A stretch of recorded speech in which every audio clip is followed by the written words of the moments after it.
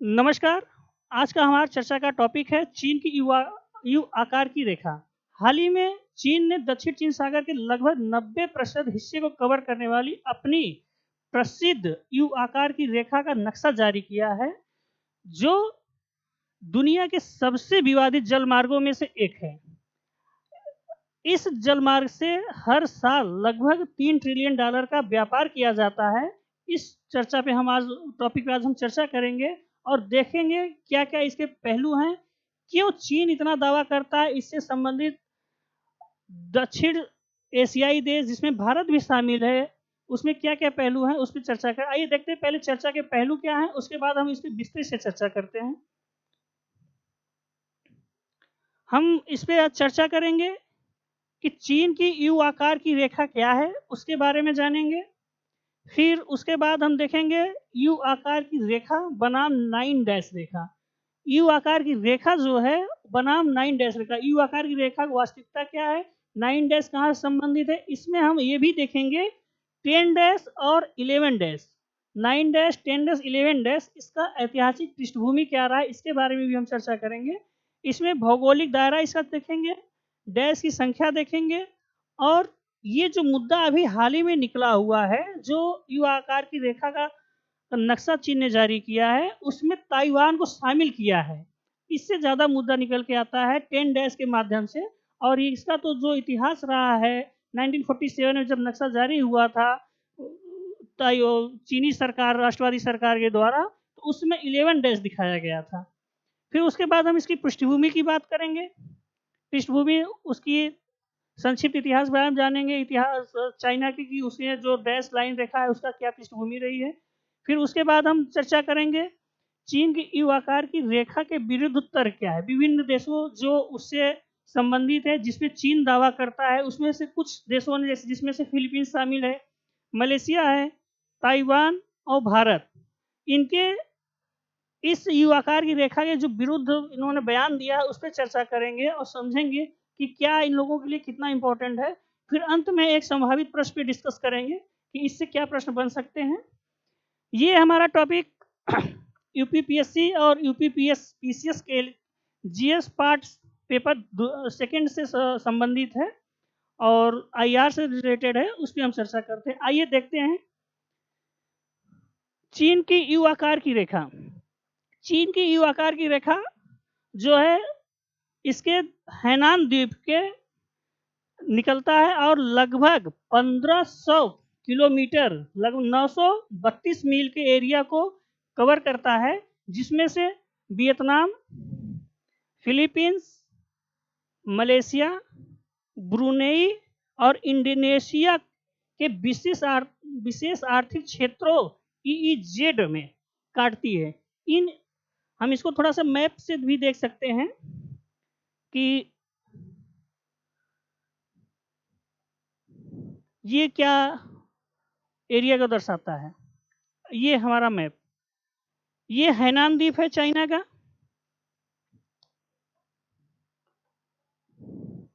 और यहाँ से लगभग कुल 1500 किलोमीटर एरिया को दर्शाता है, ठीक है।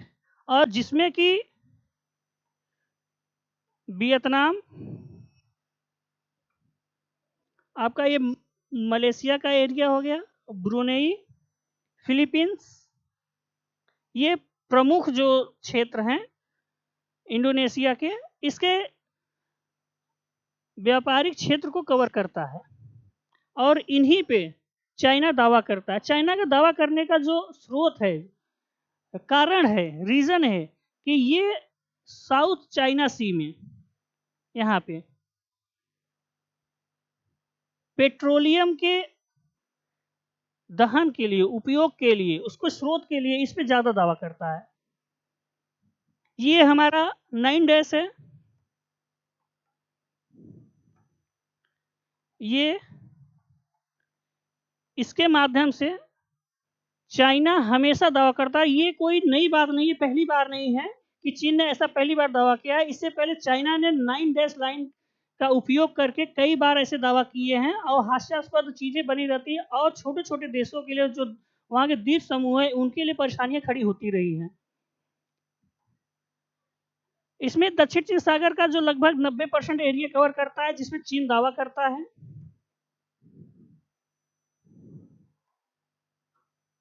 अगला हमारा ये है कि भौगोलिक दायरा।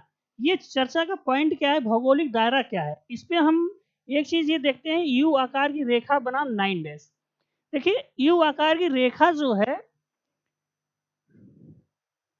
1947 में ये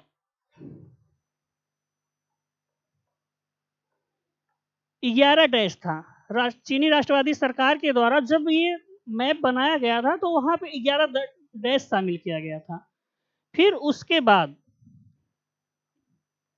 1949 में ही चीन में जब कम्युनिस्ट पार्टी की सरकार बनी और उसके जो कर्ता धर्ता थे पार्टी के झोउ एन लाई द्वारा इसको संशोधित करके 9 डैश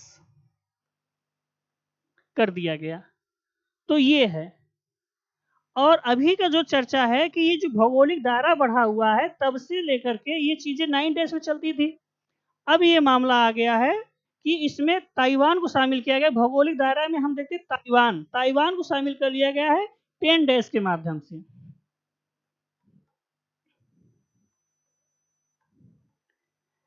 सारांश मतलब ये है कि जो 1947 में 11 डैश की रेखा बनी थी उसको 1949 में उसको संशोधित कर 9 डैश कर दिया गया। अब 10 डैश के माध्यम से उसमें ताइवान को शामिल किया गया और इसको जो दायरा है भौगोलिक दायरा इसको बढ़ा दिया। और इसलिए ताइवान सरकार इसमें शामिल नहीं है। और ये चाइना को जो इंटरनेशनल मामले हैं उसके अधिकार के तहत बोल रहा है कि हम इसमें शामिल नहीं हैं और चाइना को अपने हद में होकर के बात करनी चाहिए। ये डैश की संख्या जैसा हम देखते हैं हाल ही की चीज़ों को मैप में डैश ये और ये ताइवान है। ये a new dash was the added of the eastern coast of the Taiwan forming of the 10 dash line 10 dash line के इसको कवर कर लिया गया है। और इसमें मलेशिया इधर से फिलीपींस ये ऑलरेडी पहले से विवादित चीज़ों पे घिरे हुए चाइना इनको दबा के रखा हुआ है। इस मुद्दे पे चीज़ों को लेकर के डैश की संख्या के आगे बढ़ते हैं। हमारा पॉइंट क्या है, 9 डैश लाइन के विपरीत यूआर की रेखा में ताइवान एक लोकतांत्रिक और स्वशासित द्वीप शामिल है जिसपे अब चाइना दावा कर रहा है कि ये चीन का एक भाग है। लेकिन ताइवान कह रहा है कि ताइवान कभी रिपब्लिक ऑफ चाइना का हिस्सा नहीं रहा है। पृष्ठभूमि में हम चर्चा करेंगे कि इसकी क्या चीज़ें रही। अभी हम देखे थे कि 1947 का मैप, ये 1947 का मैप है जिसमें 11 डैश को दर्शाया गया है। हम देख सकते हैं ये 11 डैश, ये 11 डैश को दर्शाया गया है इस माध्यम से। और ये 11 डैश यहीं पे ख़त्म होता है। और जो अभी चाइना ने नक्शा जारी किया है उस पर हम देख लेते हैं। ये 11 डैश यहाँ पे दर्शाया गया है 1947 का। और ये 10 डैश के माध्यम से ताइवान को अपने अधिकार में ले लेता है, उसका भौगोलिक दायरा बढ़ा दिया है। ये चाइना हमेशा ऐसी न ऐसी कोई हरकतें करता रहता है। ये इसमें आधिकारिक तौर पर 1947 में तत्कालीन चीनी राष्ट्रवादी सरकार ने मानचित्र खींची थी जिसमें टोटल 11 बिंदु रेखा थे। 1949 में चीनी कम्युनिस्ट पार्टी द्वारा मुख्य भूमि पे जब कब्जा कर लिया गया, वहां पे कम्युनिस्टों का जो सरकार आई और उन्होंने पीपुल्स रिपब्लिक ऑफ चाइना का गठन किया। इसके बाद उन्होंने इसे संशोधित कर 9 डैश लाइन कर दिया। और जो लगभग दक्षिण चीन सागर प्रताप द्वीप समूह, पैरासेल द्वीप समूह, मैकल्सफील्ड द्वीप बैंक और स्प्रैटली द्वीप समूह जिसमें शामिल है। ये जो चीजें हैं इसमें इसके बीच में ये Paracel island, Pratas island, Spratly island ये शामिल हैं इसके एरिया में। और चाइना का जो मुख्य उद्देश्य है, ये इसको अपने कब्जे में लेना नहीं है। यहाँ पर जो क्रूड ऑयल है, जो ऑयल है, जो उस निकालता है, वो मुख्य है कि यहाँ पे चीज़ों को वो अपना दावा पेश करता रहा है और आने वाले कम से कम नहीं तो 50 सालों तक चाइना उस क्रूड ऑयल के माध्यम से विश्व की अर्थव्यवस्था में अपना एक महत्वपूर्ण स्थान रख रहा है। चर्चा करेंगे चीन की यू आकार की रेखा के विरुद्ध तर्क। इसमें तर्क क्या है? फिलीपींस के बारे में बात करते हैं। फिलीपींस ने चाइना को अंतर्राष्ट्रीय कानून का पालन करने का आग्रह किया है और बोला कि आप हद में रहिए, क्योंकि समुद्र कानून 1982 के तहत संयुक्त राष्ट्र सम्मेलन जो हुआ था UNCLOS के तहत कोई ऐसा आधार नहीं है कि जो कि फिलीपींस चाइना का एक हिस्सा है और जो यू आकार की रेखा है जो 9-10 की बात की जाती है उसमें सम्मिलित है, ऐसा कोई चीज़ नहीं है। क्योंकि जो समुद्री कानून है वो 200 मील नॉटिकल मील तक की चीज़ों को अधिग्रहण करने का रक्षा रखता है, लेकिन चाइना उससे भी बाहर जाने की बात करता है और पूरे साउथ चाइना सी को अपने कवर अपना पूरा अधिकार दावा करता है। वहाँ के विदेश मंत्रालय के द्वारा डाजा के अनुसार 9-9 2016 के एक मध्यस्थ फैसले जो है आर्बिट्रल अवार्ड के द्वारा पहले ही गैर कानूनी घोषित कर दिया गया है, वो विदेश मंत्रालय दावा कर रहा है और जिसपे चीन का किसी भी प्रकार कोई अधिकार नहीं होता। इससे पहले 2013 में भी प्रकाशित एक चीनी राष्ट्रीय मानचित्र पर भी फिलीपींस ने आपत्ति जताई थी और जिसमें चीन ने दावा किया था 2013 में, जिसमें स्प्रेटरी द्वीप समूह और कलायन द्वीप समूह शामिल था और चीन ने दावा किया था ये चाइना का एक महत्वपूर्ण भाग है और 2013 का ये मुद्दा है, तो उस पर भी आपत्ति जता चुका है फिलीपींस। मलेशिया की बात कर लेते हैं। मलेशिया ने यू आकार की रेखा का राजनीतिक रूप से विरोध दर्ज कराया है और उसने बोला है कि वहाँ के विदेश मंत्री ने बोला है कि दक्षिण चीन सागर को एक जटिल और संवेदनशील मामला बताते हुए उसने बयान दिया है कि ये नया जो मानचित्र है वो देश पर कोई बाध्यकारी अधिकार नहीं देता है, नहीं रखता है चाइना की तरफ से, और मलेशिया उससे अलग है। वही हम बात करें चाइना ताइवान की। ताइवान ने ऐतिहासिक रूप से 9 लाइन सहित चीन के क्षेत्रीय दावों का विरोध हमेशा करता रहा है। फिलहाल ये छोटा देश है तो इनको विरोध करने से कोई मतलब नहीं निकल पाता और चाइना इनको दबा करके रखे रहता है। वहाँ के विदेश मंत्रालय के प्रवक्ता ने कहा है कि ताइवान कभी भी पीपुल्स रिपब्लिक ऑफ चाइना का हिस्सा नहीं रहा है और ना ही है, उसका खंडन करता रहा है। हम बात करते हैं भारत की। भारत के विदेश मंत्री एस जयशंकर ने मानक मानचित्र पर अरुणाचल प्रदेश और अक्साई चीन पर दावा करने वाले चीन का कड़ा विरोध जताया है और उन्होंने अरुणाचल प्रदेश को हमेशा भारत का देश का हिस्सा का करके अरुणाचल प्रदेश हमेशा देश का हिस्सा रहा है और रहेगा। इसमें चीन का जो हास्यास्पद दावा है वो स्वीकार नहीं होगा और ये आए दिन चीन का एक चाल रहती है जो कि सीमा रेखा की जो बाउंड्री है उसको सुलझाने के बजाय भड़काती रहती है। हम इसको मैप के अधिकार समझेंगे। ये अपना इंडिया है, भारत।